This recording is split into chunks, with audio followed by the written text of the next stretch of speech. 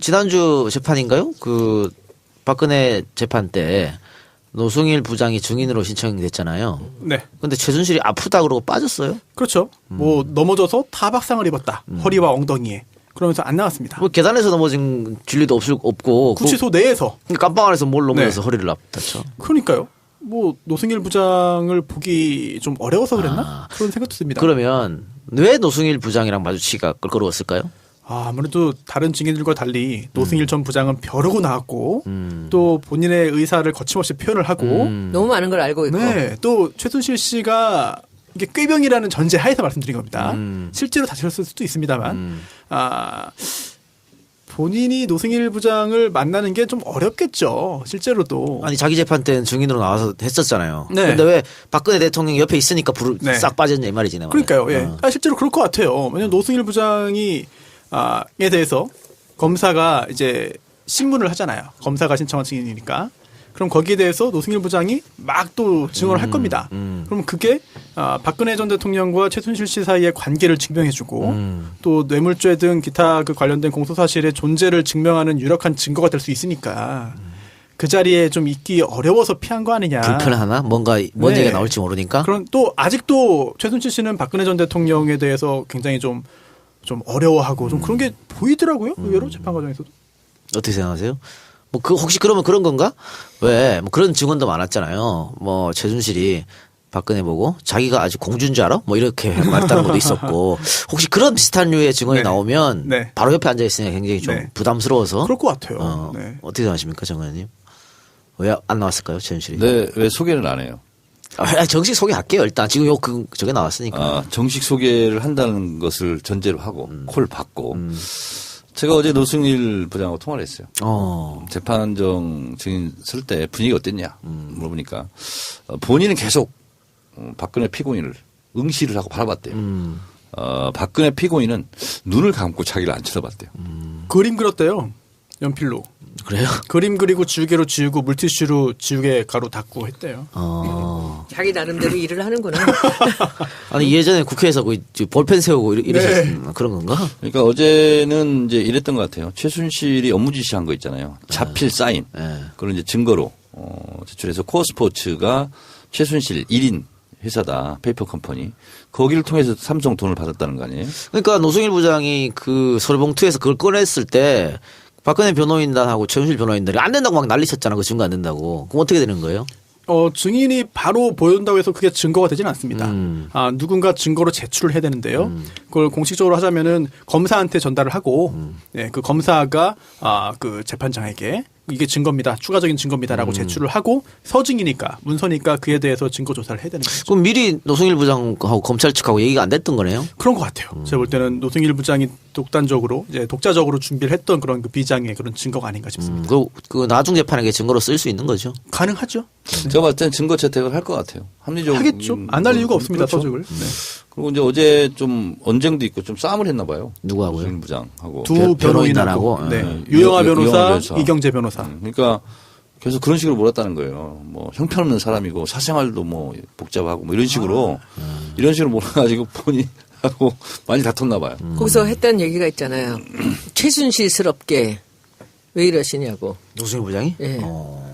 그래서 오늘 아까 나오면서 보니까 최서원스럽다고 했습니까? 최순실스럽다고 했습니까? 그때 최순실스럽다고 했다고. 그러니까 최순실스럽다고 했다는 말이 뭐냐 했더니 그 자기가 이 불리하게 되면은 이 내용의 본질하고는 관계가 없는 얘기로 상대방을 나쁜 사람을 만들면서 뒤집어 씌우는 방법이 아주 최순실의 아주 그냥 가장 전형적인 방법이었다는 거죠. 근데 그 방법으로 그 변호사들이 그런 식으로 하더라.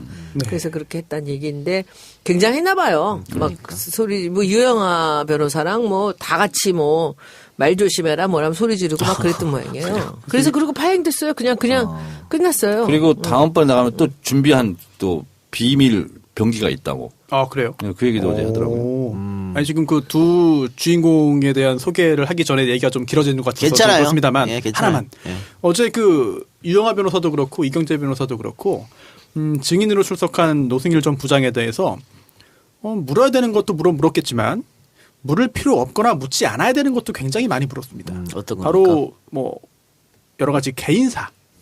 뭐 가정사 이런 거를 굉장히 집요하게 물었거든요. 노승일 부장에게. 네. 그래서 노승일 부장도 이제 분노를 했죠.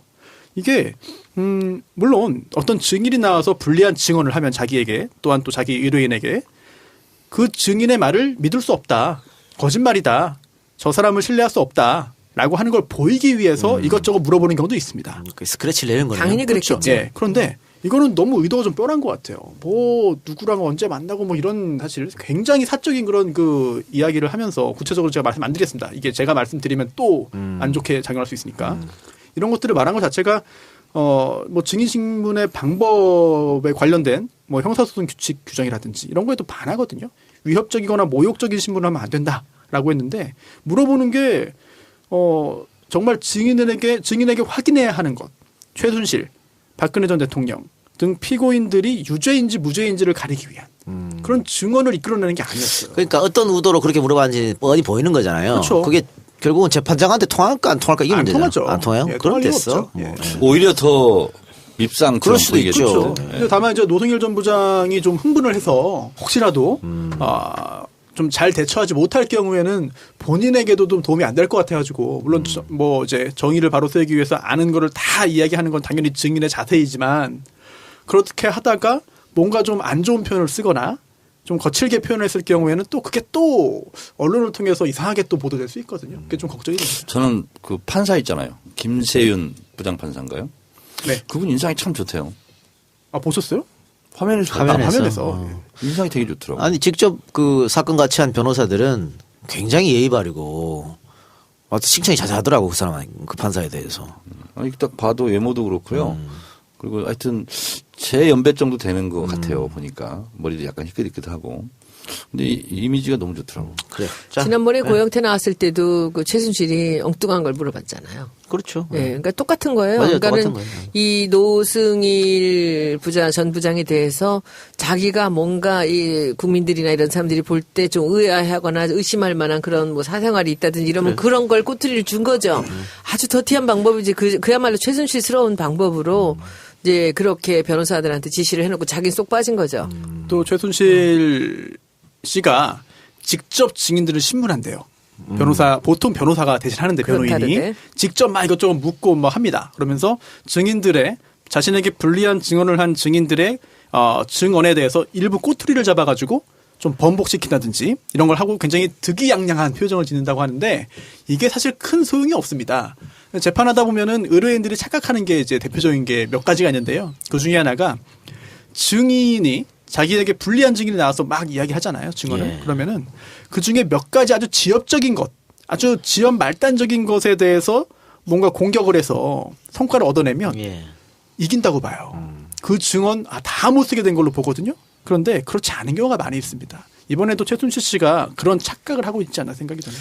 그 뭐 메시지를 못 가니까 메신저를 까는 그런 스타일 같아요. 근데 박근혜 전 대통령의 구형은 한 10월 달에 나올 것 같고요. 지금 최순실에 대한 구형은 일단은 이화여대 건과 네. 9년 일단 7년. 검찰 네. 구형이 나왔죠. 구형. 네. 7년 구형. 그리고 앞으로 뭐 블랙리스트 것도 나올 때고 쭉 나오잖아요. 네네. 그러면 이게 나중에는 이게 다 합사돼서 판결이 나나요? 이게 한 번에 이게 사실 재판이 지금 4건인가요? 그렇죠? 예. 최순실 씨가.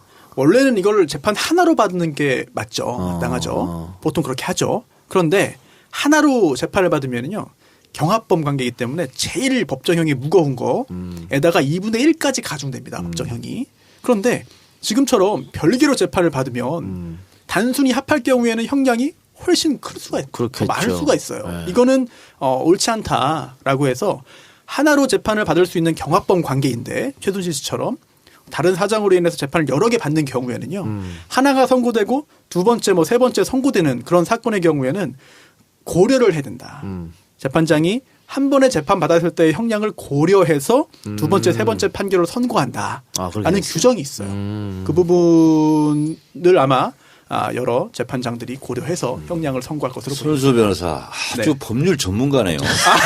변호사니까. 저 이걸로 밥 먹고 사는 사람인데. 예. 그 법률 전문가인지 오늘 드디어 알게 되네요. 그런 것까지 다 알고. 급질문. 굉장히 시함스러우시네요. 네. 저도 밑에 변호사 있고 그 직원도 있고요. 처단형에 대해서 좀 설명 좀 해주세요. 처단형이요. 네. 법정형 다음에 이제 처단형인데요. 이거는 가중 또는 감경 이런 것들을 해가지고 만드는 게 처단형입니다. 그렇죠. 법정형 다음에 처단형의 범위가 나오고 그 처단형의 범위 내에서 실제로 선고하면은 징역형이 딱 떨어지는 거죠. 자, 근데 이제 박근혜 피고인 같은 경우는 이제 처단형을 할 때 보통 무슨 이게 목을 치는 게 처단이 아니고 이제 구간을 정하는 건데 감경 요소가 없어요. 박근혜 대통령. 제가 그걸 한번 본 적이 있거든요. 국가를 위해 헌신했다. 그런 게 별로 안 돼. 그리고 공무원 신분인 사람 있잖아요. 이런 사람들은 감경 요소가 아니라 오히려 그걸 못하게 하는 요소가 되는데 그래서 이 처단형 어감이 좋진 않지만 처단형을 딱 보더라도 실제로 감경당하는 경우가 거의 없을 것 같아요. 최순실도 그렇고. 그래서 본다면 법정 최고형이 되잖아요. 그러면 그대로 구서질 가능성이 많고 그래서 제가 계산해 본 적이 있거든요. 근데 박근혜 피고인 같은 경우는 민변 변호사들의 주장은 45년까지 가능하다. 뭐 이런 얘기까지 하고 그러던데 제가 봤을 때는 18년 정도 되지 않을까. 왜냐하면 무기가 아니면 15년을 때리기는 어려울 것 같아요. 일단 뇌물수수가 유죄라는 전제로 말씀하시는 거죠. 네네네. 그래서 15년에서 20년 사이 이렇게 되지 않을까. 저는 비법률 전문가로서 이렇게 판단을. 그러면은 검찰은 몇 년 때릴 것 같아요? 검찰은요 무기까지 때릴 수 있을 거라고 봐요. 뭐 때릴 수 있는 건 있는 거고. 저는 무기 나올 거라고 무기 봐요. 네. 검찰이 구형은. 그래요. 아니 그건 지켜보기로 하고요. 자 지난주 재판인가요? 그 박근혜 재판 때 노승일 부장이 증인으로 신청됐잖아요. 네. 근데 최순실이 아프다 그러고 빠졌어요. 그렇죠. 뭐 넘어져서 타박상을 입었다. 허리와 엉덩이에. 그러면서 안 나왔습니다. 뭐 계단에서 넘어진 진리도 없고 구치소 내에서. 깜빵 안에서 뭘 넘어져서 네. 허리를 다쳐. 그러니까요. 뭐 노승일 부장을 보기 좀 어려워서 그랬나? 그런 생각도 듭니다. 그러면 왜 노승일 부장이랑 마주치기가 껄끄러웠을까요? 아무래도 다른 증인들과 달리 노승일 전 부장은 그럼 거기에 대해서 노승일 부장이 막 또 증언을 할 겁니다. 그럼 그게 박근혜 전 대통령과 최순실 씨 사이의 관계를 증명해주고 또 뇌물죄 등 기타 그 관련된 공소사실의 존재를 증명하는 유력한 증거가 될 수 있으니까 그 자리에 좀 있기 어려워서 피한 거 아니냐. 불편하나? 뭔가 뭔 네. 얘기가 나올지 모르니까. 그럼 또 아직도 최순실 씨는 박근혜 전 대통령에 대해서 굉장히 좀 어려워하고 좀 그런 게 보이더라고요. 의외로 재판 과정에서도. 어떻게 생각하세요? 뭐 혹시 그러면 그런 건가?